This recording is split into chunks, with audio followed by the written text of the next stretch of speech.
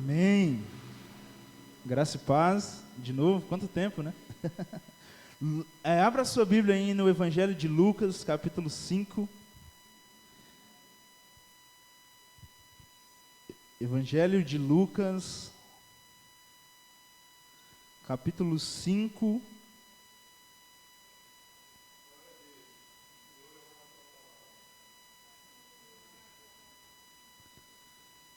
Amém.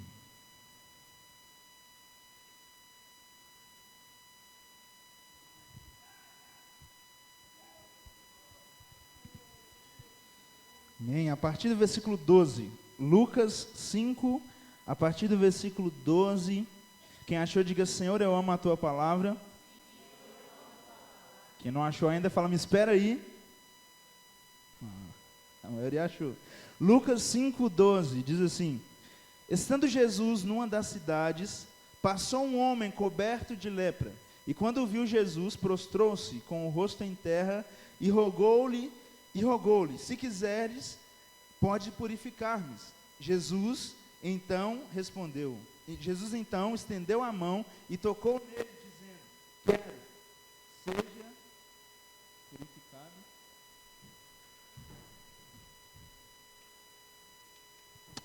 Amém. Jesus então respondeu: quero, seja purificado. Eita, perdi aqui, calma. Seja purificado.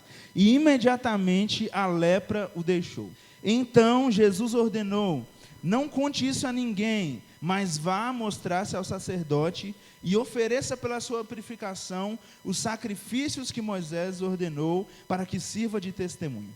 Todavia, versículo 15, todavia, as notícias a respeito dele se espalhavam ainda mais, de forma que as multidões vinham para ouvi-lo e para serem curadas de suas doenças. Mas Jesus retirava-se para lugares solitários e orava.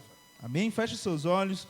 Senhor, muito obrigado, Pai, por mais essa noite que o Senhor nos dá a oportunidade de nós estarmos aqui, Senhor, reunidos na Tua presença. Nós já Te louvamos, nós já cantamos louvores a Ti e clamamos, Senhor Jesus, para que a Tua palavra, ela fale poderosamente ao nosso coração, que ela encontre, Deus, repouso em nosso coração, e que ela seja como uma semente, Senhor Jesus, lançada numa terra fértil, e que ela produza frutos em nós. É o que nós oramos em nome do Senhor Jesus.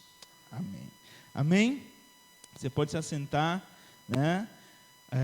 O tema da palavra de hoje é tempo com Deus no agito da vida, né? Quem esteve aqui na Rede Ruptura no sábado, sem ser ontem, né? No outro sábado, quem estava aqui, né? Então vocês já sabem essa palavra. Não dá spoiler aí para o amiguinho que está do lado, tá? Deixa ele receber também um pouco do que Deus tem para derramar sobre a vida dele, né? Tempo, não tem um slide? Oi? Eu mandei no sábado, né? Eu não sei se salvou. Mas enfim, tempo com Deus no agito da vida, né? Nós lemos, né, a respeito de Jesus, que Jesus, ele viveu aqui na terra e teve um ministério meteórico, vamos dizer assim, 3 anos aproximadamente de ministério. E o texto que a gente leu diz que Jesus, ele ficou muito famoso, sim ou não? Né? O versículo 15 diz que as notícias de Jesus começaram a se espalhar. A fama de Jesus começou a crescer, né? Se fosse nos tempos de hoje, Jesus ia viralizar aí no Instagram, no TikTok, no seja o que for, mas as pessoas iam começar a saber que existia um homem lá em Israel que estava fazendo coisas extraordinárias, né? Estava fazendo coisas fora do comum. E aí, no versículo 16, a gente vê que em meio a tudo isso, Jesus, ele se retirava para orar, né? Deixa aberto aí o Lucas 5, né? No versículo 16, que é o último versículo que a gente leu, diz: mas Jesus retirava-se para lugares solitários e orava, né? E a palavra retirava-se, né? Ela não é assim, eu disse isso no sábado, né? Ela não é assim, Jesus se retirou para orar. Não foi algo que aconteceu, né, por acaso, ou uma vez só. A palavra retirava-se nos fala de uma constância. Nos fala que Jesus tinha o hábito de se retirar para orar.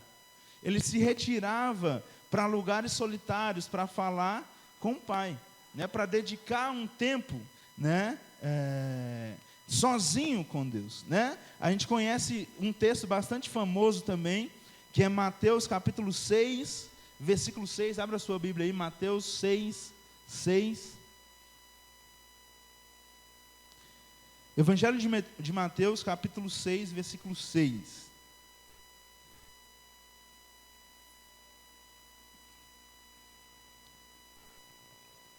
Que diz assim: mas quando você orar, vá para o seu quarto, feche a porta e ore ao Pai que está em secreto.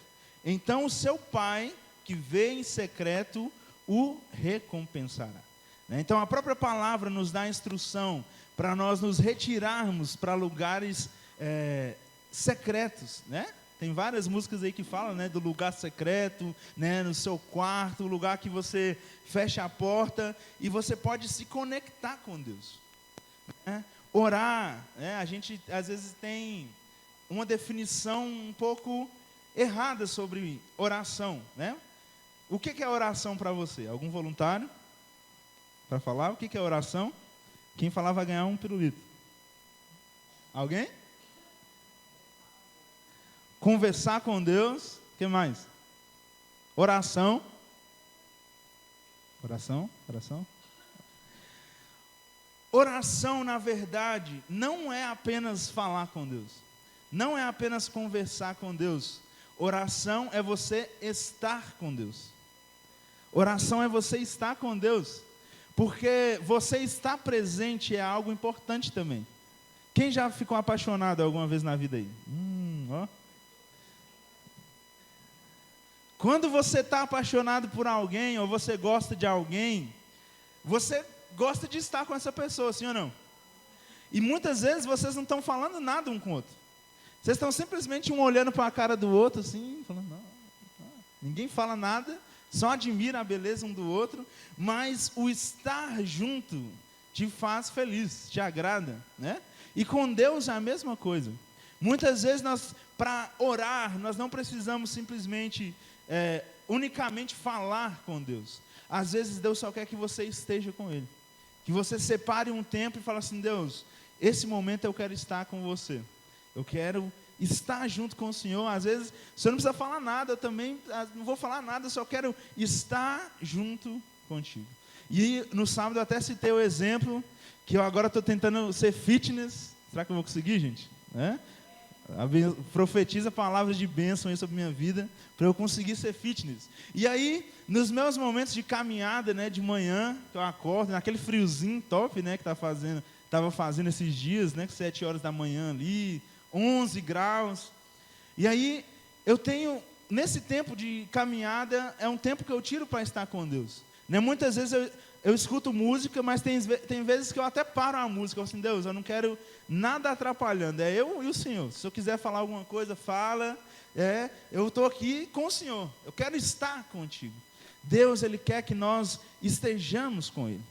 E nós vivemos numa vida extremamente agitada, né? Como o tema da palavra diz. Tempo com Deus no agito da vida. Uma das maiores reclamações que as pessoas fazem hoje é que eu não tenho tempo. Quem já ouviu essa frase aí? Eu não tenho tempo.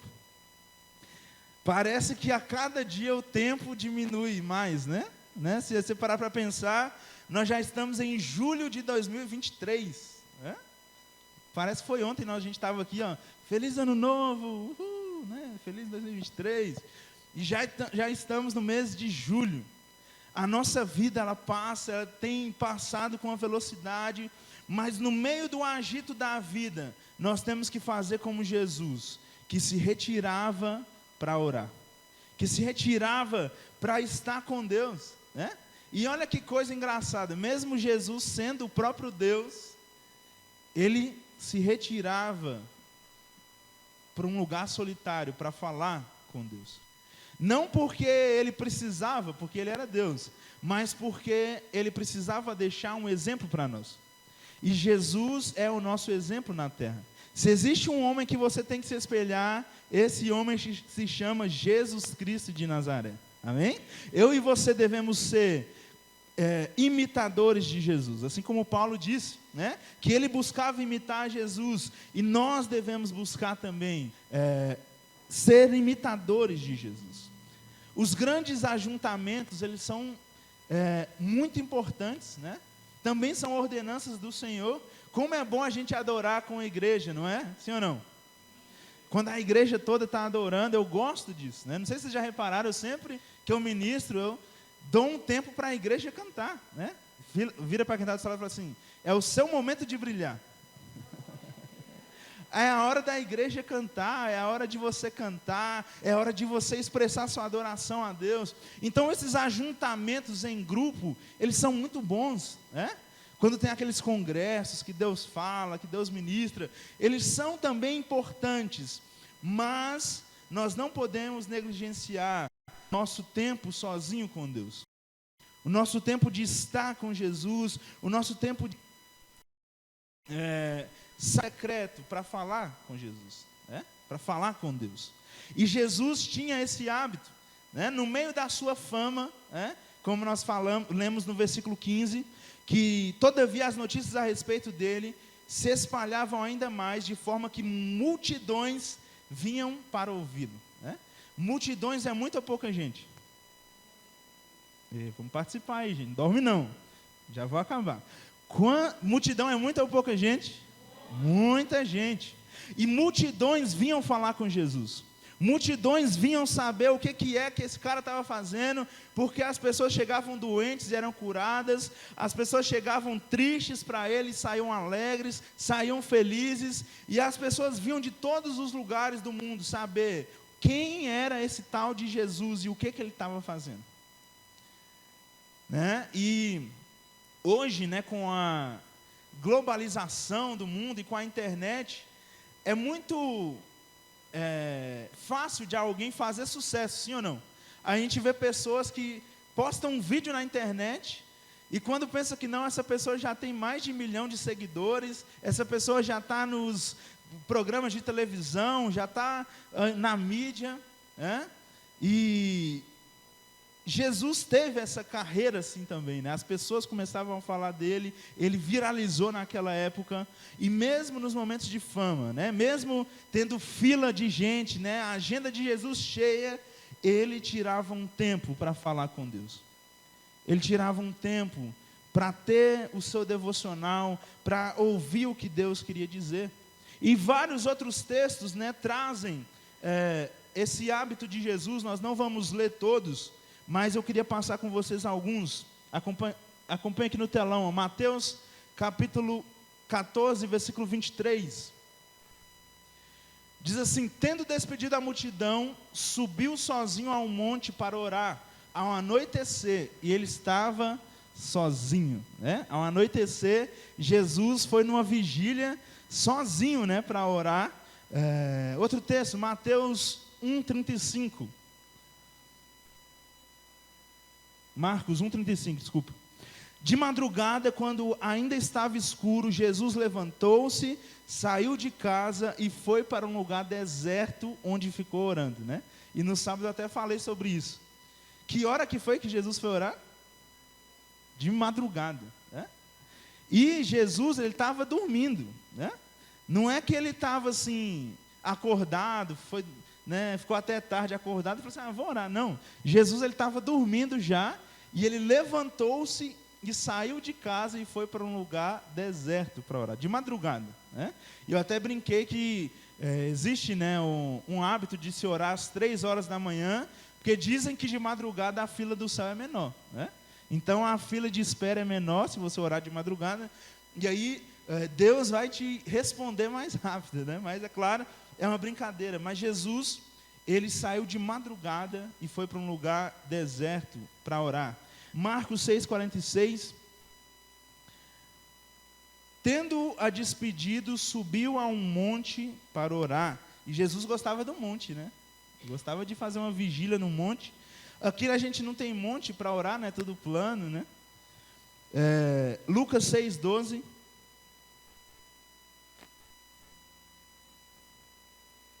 É isso aí mesmo, só a referência que está errada, mas é Lucas 6,12.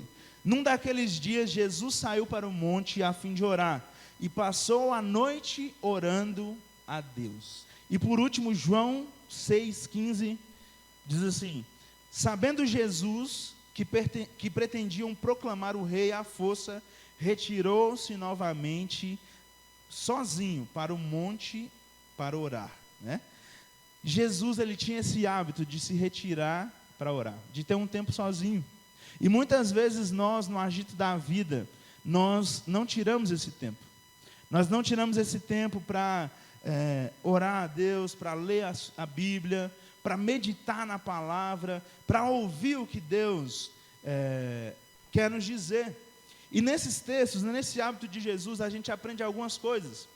Primeiramente, a gente aprende que quem foca não se confunde. Diga assim: quem foca não se confunde. E eu até usei um exemplo que é o seguinte: quem já foi num lugar que tem muita gente? Um jogo de futebol, um show, alguém já foi? Quando tem muita gente, é fácil você prestar atenção em alguém? Tipo assim, você ouvir o que alguém está falando? No meio daquele barulhão, é som tocando, é gente gritando, é povo te empurrando.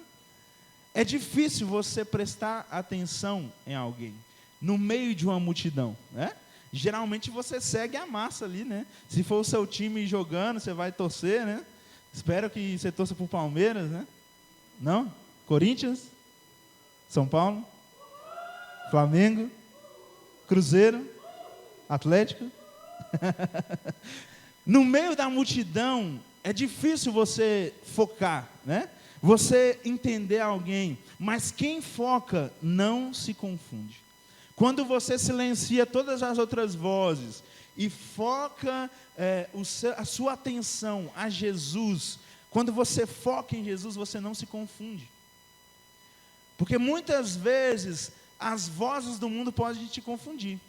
E às vezes você escuta alguma coisa e você acha que é Deus falando com você, mas não é. Diga misericórdia. E às vezes acontece. Pessoas que escutam alguma voz, alguém dizer algo, ou escutam uma voz do seu próprio desejo humano e acham que é a vontade de Deus. E acham que é a palavra de Deus que está dizendo, né? Mas quando nós focamos em Jesus, quando nós focamos em Deus, nós não nos confundimos. Nós não nos confundimos com outras vozes, com outros barulhos, com outras interferências que podem roubar a nossa atenção. Um pastor chamado Fabiano Ribeiro, ele disse a seguinte frase: os ruídos da vida interferem em sua audição. Diminua a interferência e escolha ouvir Jesus. Diminua a interferência que te atrapalha de ouvir a voz de Jesus. O seu momento de estar sozinho, né? A gente usa a palavra quarto, mas não precisa necessariamente ser no quarto. Pode ser na sua caminhada, pode ser na sala, ou às vezes você mora com várias pessoas e o único lugar de privacidade que você tem é no banheiro, né? Esse momento de você estar com Deus é um momento de você focar nele para não se confundir, para não deixar outras vozes te atrapalharem, né? Outra coisa que nós aprendemos com Jesus é que quem tem intimidade com Deus tem relevância. Quem tem intimidade com Deus tem relevância. Jesus, ele buscava a intimidade, como nós lemos, como nós vimos nos textos. Ele buscava ter uma intimidade com Deus que ia além das ministrações para as multidões. Além de estar junto com a galera, além de cultuar, de ensinar, ele se retirava e sozinho ele buscava a intimidade. A intimidade nos fala, né, como a própria palavra diz, é algo mais íntimo, né? E intimidade você só conquista com alguém com um certo período de tempo, sim ou não? Se você conhecer alguém hoje, você já vai ter intimidade com essa pessoa? Não, né? Você vai ficar assim, meio sem graça. Dependendo, tem uns mais tímidos, né? Que demoram mais um tempo. Tem outros que é mais... já chega, oh, amiga, amigo, né? Acabou de conhecer a pessoa, já está, né? Melhores, best friends forever, né? Mas a intimidade, ela demora tempo para ser construída. É um relacionamento que ele vai sendo construído aos poucos, né? Que ele vai sendo construído com o passar do tempo. E quem tem intimidade com Deus tem relevância. E até citei, né, um texto que as pessoas dão valor para quem serve a Deus. Muitas vezes lá no trabalho, quando alguém passa por uma dificuldade, eles falam assim, ó, chama fulano, que fulano é crente. Alguém já ouviu isso? Chama fulano, pede fulano lá para orar, porque fulano é crente, ele é servo de Deus, ele é lá da igreja. Quem tem intimidade com Deus tem relevância. Quanto mais intimidade com Deus, quanto mais o tempo secreto que você tiver com Deus, mais relevante você vai se tornar para a sociedade, para as pessoas que te cercam, né, para as pessoas que estão ao seu redor. E quem tem relevância precisa proteger o seu tempo com Deus. Quem tem relevância precisa prezar por um tempo com Deus. Isso não pode ser negociado. Muitas vezes a gente vê servos de Deus, né, que se levantam e começam a ter relevância, começam a ter uma certa fama e de repente começam a negligenciar o tempo com Deus. Começam a não dar tanta importância assim para o tempo com Deus. Diga misericórdia. Quem tem relevância precisa proteger o seu tempo com Deus. É algo que você não pode negociar. Você não pode remarcar, olha, esse horário é o horário de eu estar com Deus. É o horário que eu vou fazer como Jesus. Eu vou sair para um lugar solitário e eu vou orar, eu vou falar com meu Deus. Né? Um teólogo chamado Oswald Chambers, ele disse a seguinte frase: a primeira tarefa de cada cristão é orar. Pura e simplesmente. Quem é cristão aí? Então vira para quem está do seu lado e fala assim: sua primeira tarefa é orar. E aí tem muita gente que já na primeira tarefa já não cumpre. Diga misericórdia. A nossa primeira tarefa como cristãos é orar. É estabelecer uma comunicação com Deus. É se fazer presente diante de Deus. Quem não valoriza o seu tempo com Deus acaba se dando mal, né? As coisas começam a dar errado, ela não consegue explicar o que está acontecendo, mas nada dá certo. Nós precisamos valorizar esse tempo com Jesus. Valorizar um tempo secreto com Deus. Um tempo onde nada nos interfira, onde nada fale mais alto, né? Que seja só você e Deus, num lugar secreto, um lugar de intimidade. Amém? E agora eu vou começar a pregação. Brincadeira, né? No texto de Lucas capítulo 5, versículo 16. Abre aí de novo, Lucas capítulo 5, 16. Ou então acompanha aqui no telão, né? Foi o último texto que a gente leu, diz assim: mas Jesus retirava-se para lugares solitários e orava. Nesse texto a gente encontra 3 coisas importantíssimas nessa atitude que Jesus tomou. A primeira delas é: assuma o controle da sua agenda. Vira aí para quem está do seu lado e fala: assuma o controle da sua agenda. O que isso quer dizer? É que você não pode mais dar aquela resposta assim: eu não tenho tempo. Você precisa administrar a sua agenda. Você precisa, são princípios, né, de administração, princípios de organização, que nós precisamos trazer para a nossa vida. Nós precisamos assumir o controle da nossa agenda. Como assim? Eu tenho que saber o que está roubando o meu tempo. Às vezes, a Netflix está roubando o seu tempo. Os dorama, né? Quem é dorameiro aí, dorameira, né? Ninguém se manifestou ali atrás. Às vezes as redes sociais estão roubando seu tempo. No celular aí você consegue ver quantas horas por dia você fica no celular. Né? E se você for lá ver, você vai tomar um susto. Fala assim, meu Deus, eu fico esse tempo todo aqui? Sim, você fica esse tempo todo. Nós precisamos assumir o controle da nossa agenda. Nós precisamos ser racionais naquilo que a gente faz. Abra sua Bíblia lá em Romanos capítulo 12, versículos 1 e 2. É um texto bastante conhecido também. Carta aos Romanos, capítulo 12, versículos 1 e 2. Amém. Senhor, eu amo a tua palavra. Diz assim: portanto, meus irmãos, por causa da grande misericórdia divina, peço que vocês se ofereçam completamente a Deus, como um sacrifício vivo, dedicado ao seu serviço e agradável a Ele. Esta é a verdadeira adoração que vocês devem oferecer a Deus. Não vivam como vivem as pessoas deste mundo, mas deixem que Deus os transforme por meio de uma completa mudança da mente de vocês. Assim, vocês conhecerão a vontade de Deus, isso é, aquilo que é bom, perfeito e agradável a Ele. Nós precisamos dar um culto racional a Deus e não nos amoldar ao padrão do mundo. Nós temos que entender que nós não somos moradores desse mundo, né? E entender também que esse mundo é transitório, né? Eu disse sábado também, algumas pessoas assustaram, mas uma das únicas certezas que a gente tem na vida é a morte, né? Já escutou isso dizer? Mais cedo ou mais tarde, como o pastor gosta de dizer, vai chamar sua senha, e tem como você falar assim, oh, vai lugar fulano, pode ir. Quando chamar a senha lá no céu, você vai para a terra do pé junto, né, como diz o outro. E acabou o seu tempo aqui na terra. A própria palavra diz que eu e você, nós somos como um vento passageiro, né? O vento vem, bate, de repente ele some, ninguém sabe para onde ele foi, para onde ele vai. Nós somos como um sopro, né?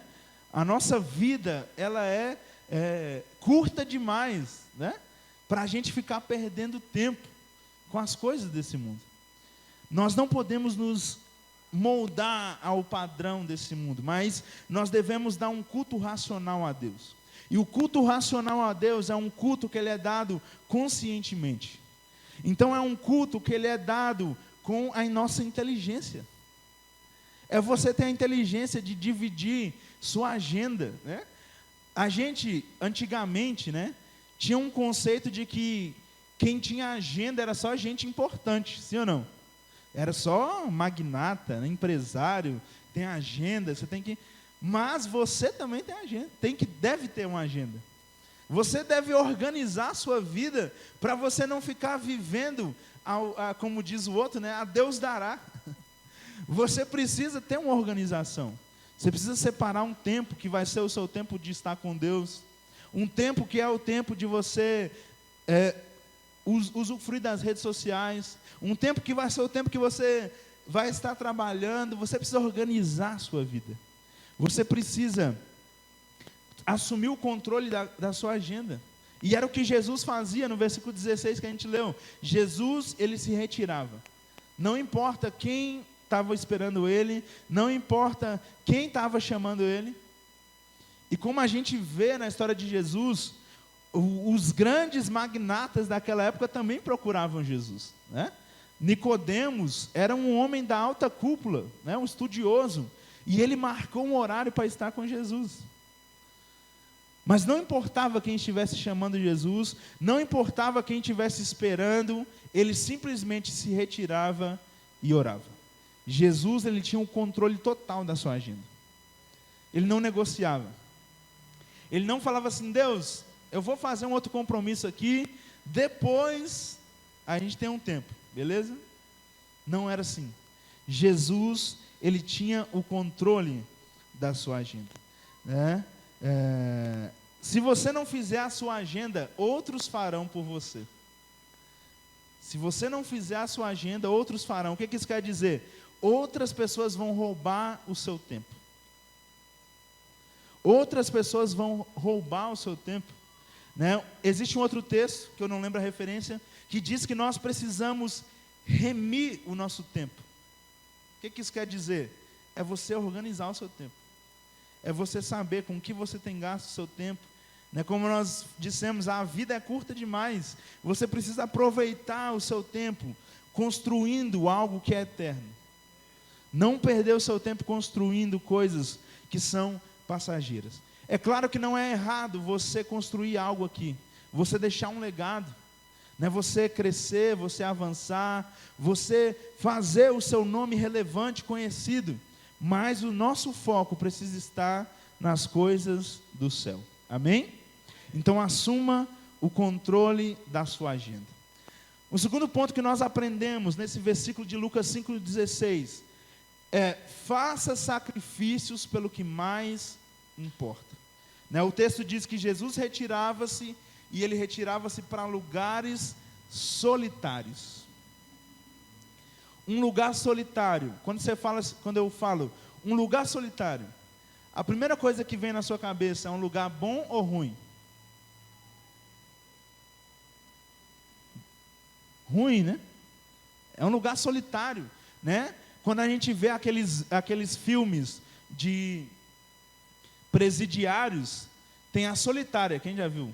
Tem uma cela lá que é a solitária. Cadê o Neto? O Neto é mancha de presídio aí também. Opa, Neto, vamos? Lá na PAC tem a solitária, é a chamada solitária ou não? Não pode, né? Eita, desculpa então, Neto.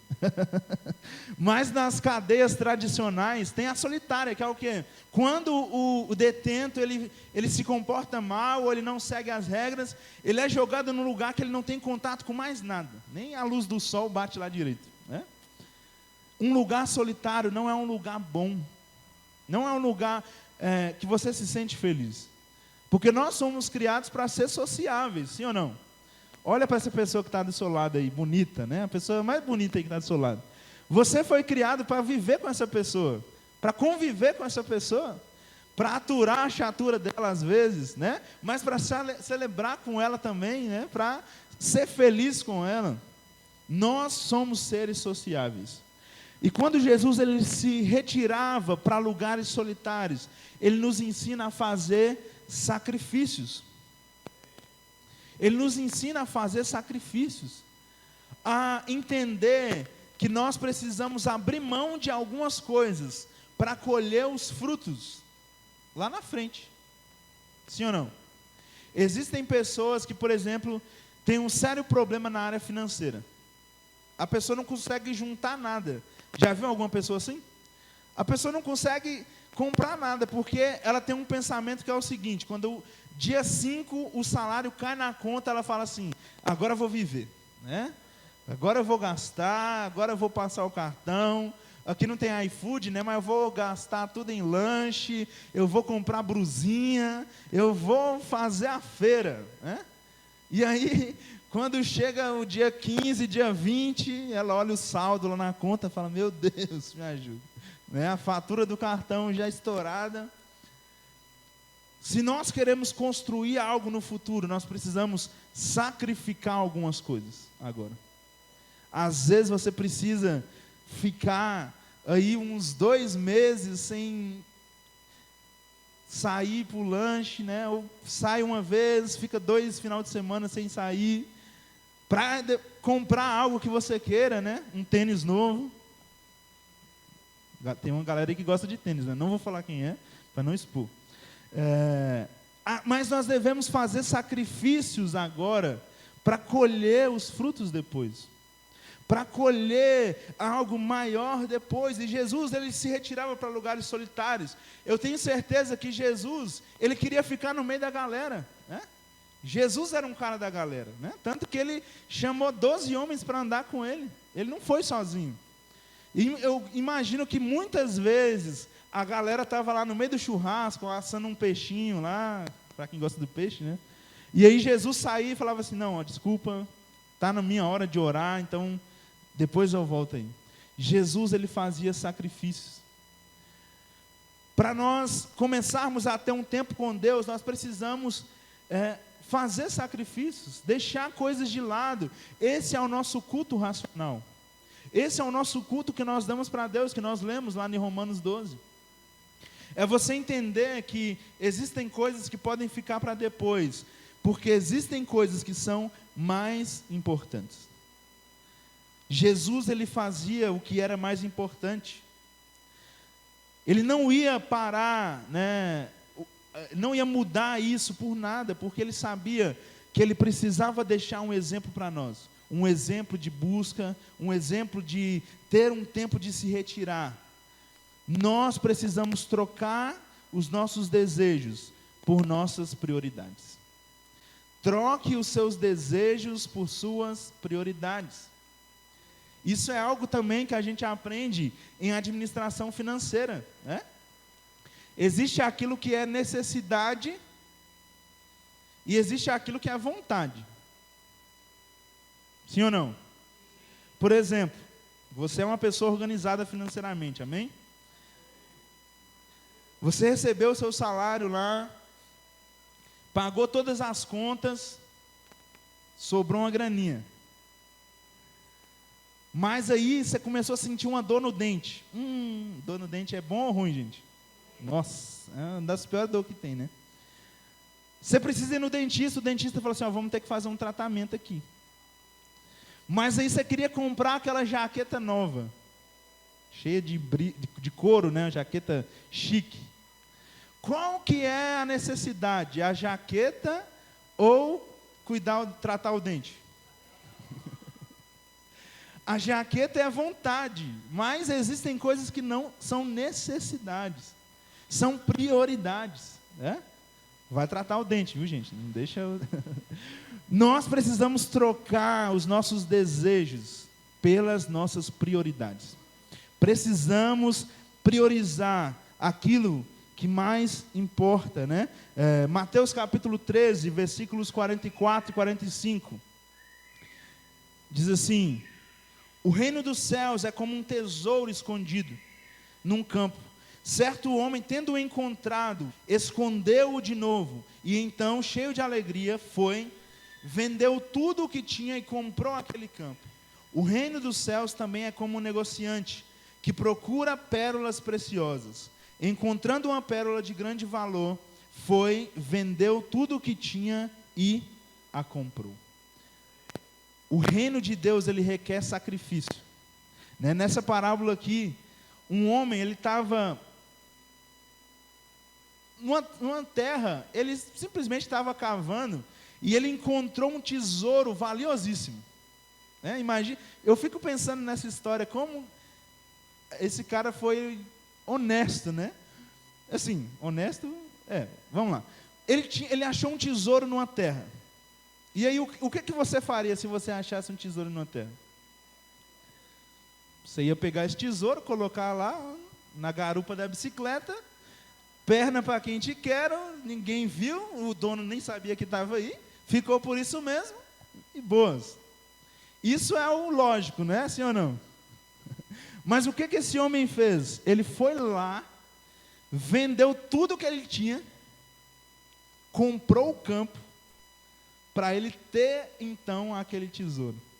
Ou seja, ele não queria aquele tesouro de uma forma que não houvesse um sacrifício, que não custasse algo para ele, que não custasse algo. E ele foi lá e vendeu tudo o que ele tinha. O reino dos céus, ele é conquistado com sacrifício. É nós entendermos que existe uma vida eterna depois da nossa vida aqui. Quando nós sacrificamos aqui, quando nós nos consagramos aqui, quando nós nos santificamos aqui, nós estamos nos preparando para algo maior que ainda está por vir. Amém? Nós estamos nos preparando para viver algo extraordinário com Jesus. Sem sacrifício não há fogo, sem renúncia não há poder. E sem o poder de Deus você está limitado. Sem o poder de Deus, meu irmão, eu e você não somos nada. Diga nada. Às vezes a gente acha que a gente é forte, que a gente pode, que a gente é o bambambam, mas sem Deus, eu e você, nós não somos nada. Nós dependemos dele. E nós precisamos sacrificar aqui para colher os frutos na eternidade. Amém? E por último, o último ponto que nós aprendemos nesse versículo de Lucas, capítulo 5, versículo 16, Jesus ele se retirava para lugares solitários e ele orava. O terceiro ponto é: conte com a ajuda de Deus. Conte com a ajuda de Deus. Deus, ele se importa com você. No secreto, Deus, ele te vê. Ele não te deixa desamparado. A própria palavra diz que se o seu pai e a sua mãe esquecerem de você, Deus jamais esquece de você. O amor de mãe é algo, né, que a gente às vezes não consegue explicar, né? A mãe tem essa, e o pai, né, os pais têm esse senso de proteção. Mas a palavra diz que mesmo que uma mãe ou um pai se esquecer de um filho, Deus nunca esquece de nós. E eu disse também no sábado, né, e falava sobre a nossa filiação em Deus, que nós somos filhos adotados. Sabe por quê? Quem é pai e mãe aí? Você escolheu o seu filho? Não. Você esperou 9 meses. Quando nasceu, você falou assim: eba, chegou. Né? Caíram em Priscila, falou: Luizinha chegou. Né? Michele falou: Júlia, Ítalo chegou. Né? Quem mais aí? O Robert e a Tainara. O Noah e o Gael chegaram. Bem-vindos. Né? Os mais novos pais aí, né? A Amanda e o Márcio. Maisso. 9 meses depois, chegou. Vai apresentar hoje, inclusive, né? Ser apresentado hoje. Você não escolheu o seu filho. Você não tem esse poder. Mas um filho, quando ele é adotado, ele é escolhido. E eu e você fomos escolhidos por Deus. O único filho que era um filho legítimo era Jesus. Ele era o primogênito. Mas quando ele morreu na cruz, ele nos deu o direito de nos tornarmos filhos de Deus.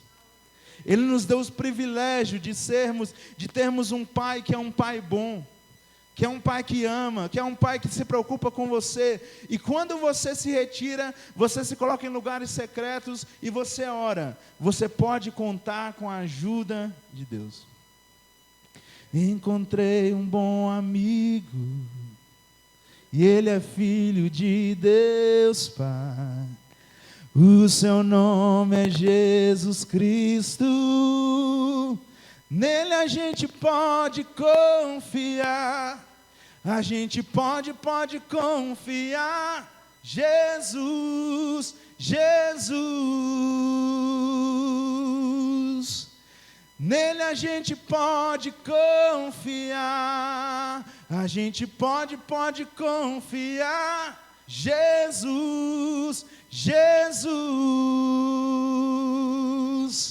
Nele a gente pode confiar. Amém? Você pode confiar em Jesus. Você pode confiar em Deus. Mesmo diante das lutas, das dificuldades, você tem um pai que se preocupa com você. Não negligencie esse tempo de estar com Deus. Um tempo de se dedicar a Deus.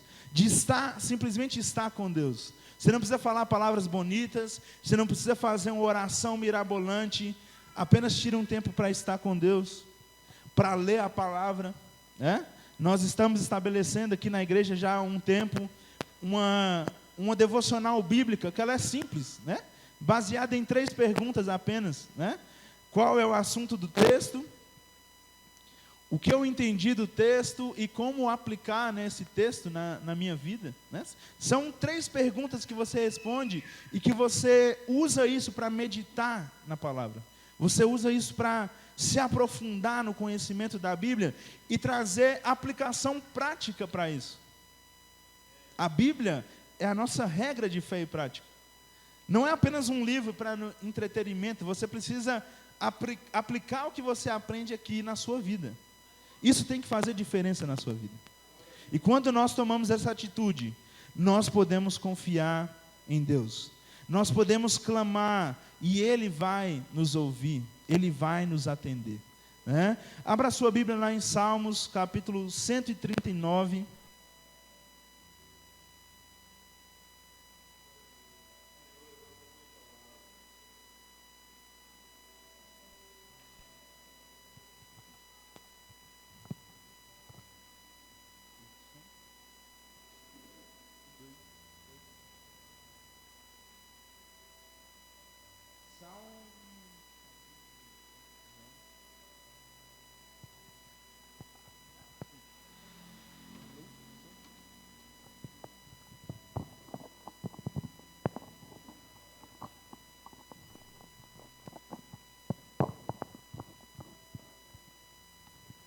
Problemas técnicos aqui. Salmos capítulo 139, versículos 1 e 2, primeiramente, diz assim: O Senhor Deus, ó Senhor Deus, Tu me examinas e me conheces. Sabe tudo o que eu faço e de longe conhece todos os meus pensamentos. Versículo 23, diz assim: Ó Deus, examina-me e conhece o meu coração. Prova-me e conhece os meus pensamentos. Vê se há em mim algum pecado e guia-me pelo caminho eterno. O Senhor, Ele te conhece. O Senhor sabe os seus passos, Ele conhece o seu coração. Né? Quem pede ajuda para Deus não é desamparado. Né? A própria palavra diz que quem pede recebe, quem busca encontra, aquele que bate a porta se abre. Basta apenas uma atitude de tirar um tempo com Deus no meio do agito da vida, no meio do agito da sua vida, de todos os compromissos que você tem. Tire um tempo para estar com Deus. Tire um tempo para fazer o seu devocional, para fazer um tempo de oração. Né? Uma frase que eu gostei muito, né, de um teólogo chamado J.I.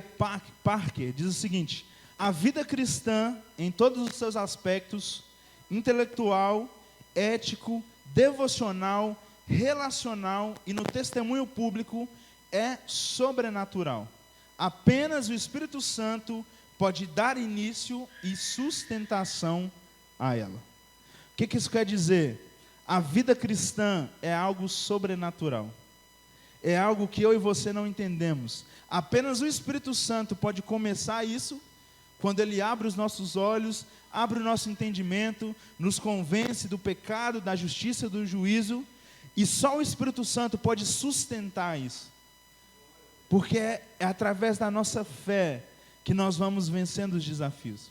Se nós olharmos com os nossos olhos humanos, a gente não consegue entender, mas com os olhos espirituais, nós entendemos que nós estamos construindo algo para o futuro. Amém? E para finalizar, eu queria que você abrisse a sua Bíblia no Salmos 119. Salmo 119, a partir do versículo 10. Salmos, capítulo 119, maior capítulo da Bíblia, versículo 10. Quem achou, diga: Senhor, eu amo a Tua palavra. Diz assim: à luz da palavra, eu procuro Te servir de todo o coração. Não deixes que eu me desvie dos Teus mandamentos. Guardo a Tua palavra no meu coração para não pecar contra Ti. Versículo 35. Guia-me pelo caminho dos Teus mandamentos, pois neles encontro felicidade. As pessoas que andam com Deus, as pessoas que tiram um tempo para Deus, são pessoas felizes, amém? Olha a pessoa do seu lado e como ela é uma pessoa feliz. Dá um sorriso bonito aí para ela. Os caminhos do Senhor são caminhos de felicidade. Ele quer que eu e você estejamos nesse caminho. que nós não nos desviemos, que nós perseveremos em nos manter firmes nesse caminho, em nos manter buscando a presença do Senhor, em nos manter separando um tempo para orar, para buscar a esse Deus maravilhoso. Amém? Se coloque de pé no seu lugar.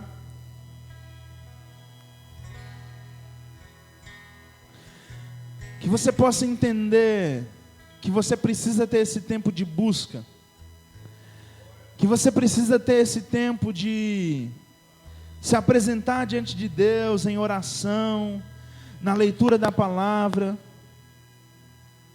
clamando para que Deus fale ao seu coração. Às vezes você tem sido falho, você tem deixado, nós temos deixado o agito da vida roubar esse tempo com Deus. Peça perdão ao Senhor nesse momento, diga: Senhor, eu quero te buscar, Pai. Senhor, eu quero experimentar coisas novas de Ti.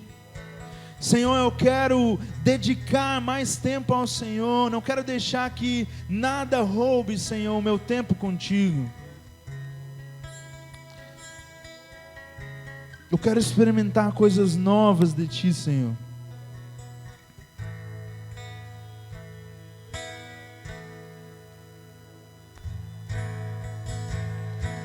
Pai,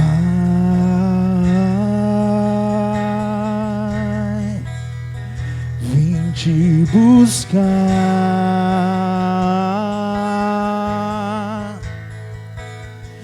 meu coração queimou de amor, queimou por Ti.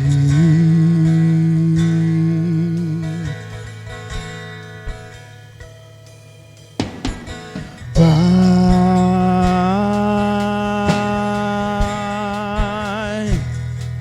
saudades, confesso que demorei pra sentir, mas senti.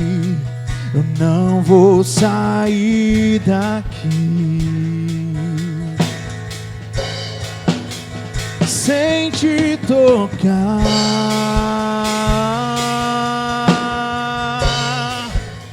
sem ser tocado por Ti. Nada vai me atrair,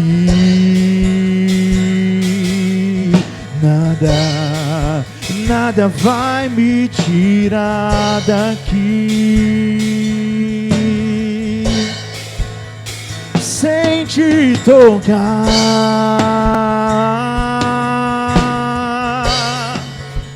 sem ser tocado por Ti.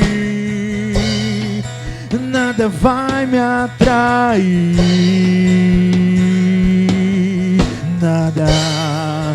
nada vai me tirar daqui. Estou subindo ao monte santo de Sião,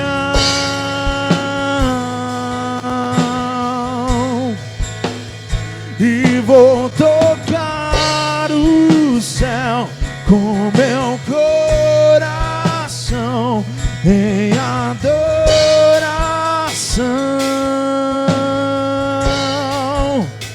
Estou subindo ao monte santo de Sião,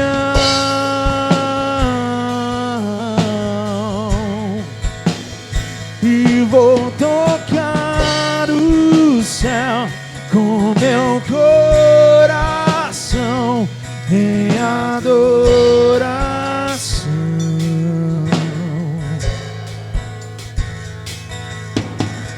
Nada vai me abalar, junto à pedra estou, pedra preciosa. Nada vai me abalar, junto à pedra estou, pedra preciosa, nada vai me abalar. Junto à pedra estou, pedra preciosa, nada vai me abalar. Junto à pedra estou, pedra preciosa, inabalável, inabalável, pedra preciosa é o meu Senhor, inabalável, inabalável, pedra preciosa. Declara inabalável, inabalável, inabalável, pedra preciosa é o meu Senhor, inabalável, inabalável, pedra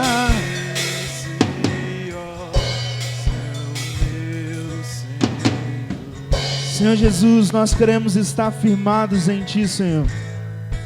Nós queremos estar firmados nessa rocha, na pedra preciosa, na pedra inabalável, a pedra sobre a qual todas as coisas foram construídas, a pedra que sustenta todas as coisas. Nós queremos estar firmados em Ti, Senhor. Nos ajude a continuar tendo um tempo contigo.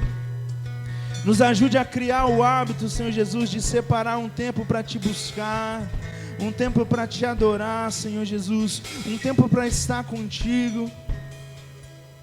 Nos ajude a cada vez mais sermos apaixonados pela Tua presença, Senhor. Apaixonados por estar no lugar santo, no monte de Sião. Essa é a nossa oração, Pai. Estou subindo ao monte santo de Sião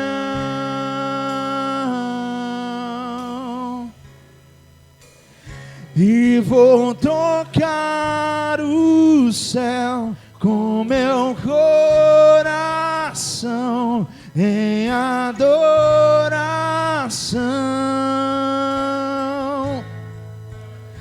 Estou subindo ao monte santo de Sião